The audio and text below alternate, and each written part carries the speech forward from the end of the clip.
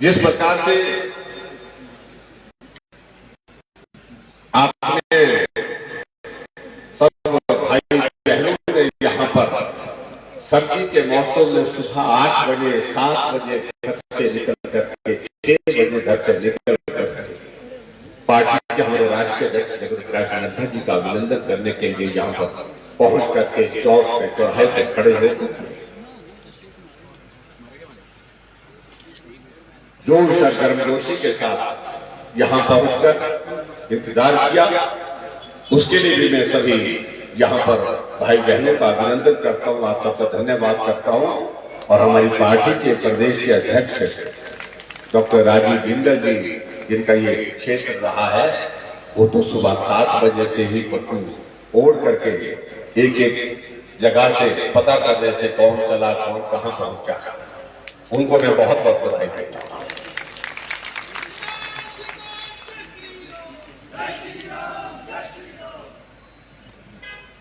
अभी जिन राज्यों में चुनाव हो रहे थे, कई तरह की बातें चल रही थी, ऐसा हो वैसा होगा,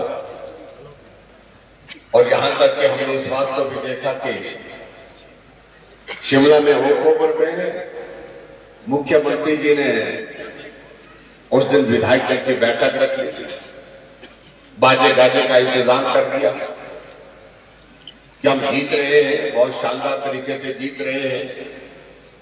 लेकिन जब परिणाम निकला तो जश्न जो है वो उस तरफ नहीं, जश्न इस तरफ बदल गया, यानी कि भारतीय जनता पार्टी जीत कर।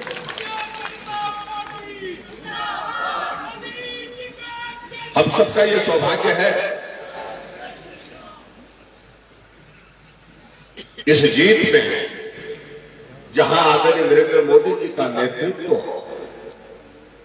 पूरे देश ने एक तरह से स्वीकार कर लिया, वहां हमारे लिए सौभाग्य है कि देवभूमि हिमाचल प्रदेश से नाता रखने वाले पार्टी के अध्यक्ष आदरणीय जगत प्रकाश नड्डा जी की अध्यक्षता में शानदार जीत हासिल हुई।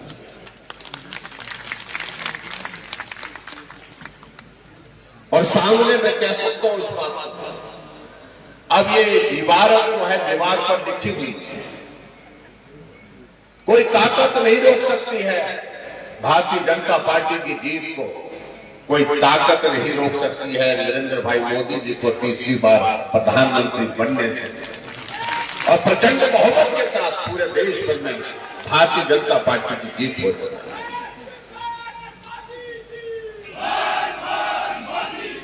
हमसे कमी छूट गई हिमाचल प्रदेश में, और हम उस कमी को पूरा करने के लिए अब आतुर हैं। 1 साल के छोटे से कार्यकाल में लोग चौक चौराहे पर सरकार को पूछना शुरू कर चुके हैं, क्या हुआ वो गारंटियों का, जिन झूठी गारंटियों के बलबूते आपने सत्ता हासिल की, मात्र थोड़े से अंतर से आपने जीत तो हासिल कर ली, लेकिन वही गारंटियां गले की फांस बन करके उनके लिए आफत खड़ी करके रास्ते में बाधा बन करके। आज लोग पूछ रहे हैं इस बात को, गारंटी दी थी कि हिमाचल प्रदेश में सरकार बनने के बाद कैबिनेट की पहली बैठक में निर्णय करेंगे कि महिलाओं को 1500 रुपए जनवरी के महीने में खाते में आना शुरू हो जाएगा।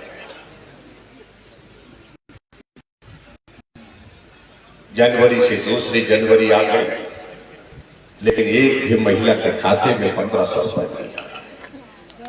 आज माताएं पूछ रहे हैं, कांग्रेस के नेताओं को पूछ रहे हैं, क्या हुआ उस वादे का जो आपने कहा था, क्या हुआ उस गारंटी का जो आपने की थी। कहते हैं कि वो चुनाव के दिनों में सभी कहते हैं, और मैं यही कहूंगा कि आने वाले चुनाव का माता बहनें जो है इंतजार कर रही है, मुझे लगता है कि अब ये सार्थकता करने का वक्त आ गया। कहा था कि कैबिनेट की पहली बैठक में हिमाचल प्रदेश में हम 1 लाख बेरोजगारों के लिए नौकरियां निकालेंगे, 5 साल में 5 लाख नौकरियां देंगे। 1 साल बीत गया, 10,000 से ज्यादा आउटसोर्स में लगे कर्मचारियों को घर का रास्ता दिखा दिया। 8 महीने से उनकी तनख्वाह नहीं मिली, कोविड के संकट में अपने जीवन को संकट में डाल करके दूसरे की जिंदगी को बचाने के लिए जिन लोगों ने काम किया उनको घर बिठा दिया। 8 महीने की तनख्वाह अभी तक नहीं मिली। एक आदमी को रोजगार नहीं मिला।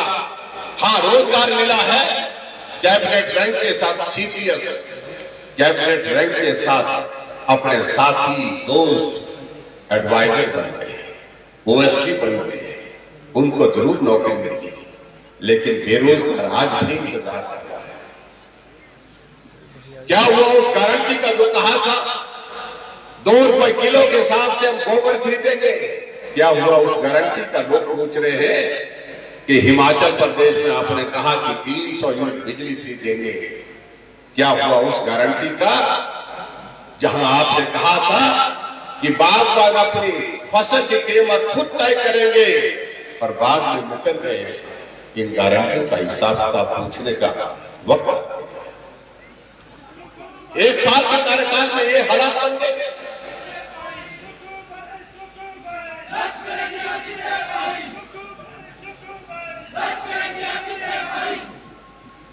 एक साल के कार्यकाल में ये हालात बन गए प्रदेश में। कर्मचारियों की सैलरी देने के लिए पैसा नहीं, लेकिन उसके बावजूद सरकार की शान और शौकत चली हुई है। मैं बहुत लंबी बात नहीं कहना चाहूंगा, मैं इतना ही कहना चाहता हूं कि तमाशा हो गया हिमाचल प्रदेश में। 1 साल से मंत्रिमंडल के विस्तार की बातें चली थी, लेकिन विस्तार तो हो गया पूरा 1 साल के बाद। 2 मंत्री बनाए गए और 1 महीना बीतने जा रहा है, लेकिन अभी तक उनके पास विभाग नहीं है। हमने उन मित्र को पूछा, भाई मंत्री तो बन गए, लेकिन आप दफ्तर में जाकर के करते क्या? डिपार्टमेंट तो कोई नहीं।